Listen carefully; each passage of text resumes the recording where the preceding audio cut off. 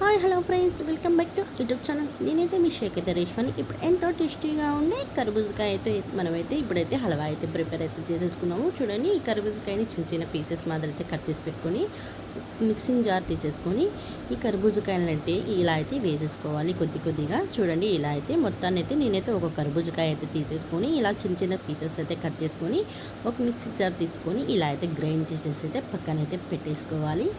అప్పుడే మనకి ఎంతో టేస్టీగా ఉండే కర్బూజకాయ హల్వా అయితే ప్రిపేర్ అయితే 20 మినిట్స్లో అయిపోతుంది. చూడండి, ఒక డీప్ ఫ్రైకి సరిపడంత ప్యాన్ అయితే పెట్టేసుకొని ఒక డీప్ ఫ్రైకి సరిపడంత 2 టేబుల్ స్పూన్ అంత గీ అయితే వేసేసుకొని గీ హీట్ అయ్యాక ఈ కర్బూజకాయ అయితే జ్యూసర్ అయితే ఇందులోకైతే మనమైతే కొద్ది కొద్దిగా అయితే ఇలా అయితే వేసేసుకోవాలి.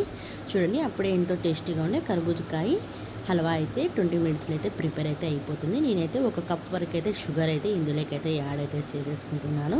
చూడండి, నేనైతే ఒక కాయలకైతే ఒక కప్ వరకు అయితే షుగర్ అయితే వేసేసుకుంటున్నాను. చూడండి, ఒక కప్ వరకు అయితే షుగర్ అయితే ఇలా అయితే తీసేసుకోవాలి. ఇలాచీ పౌడర్ ఇష్టం ఉంటే వేసుకోవాలి, లేకుంటే అవసరం లేదు.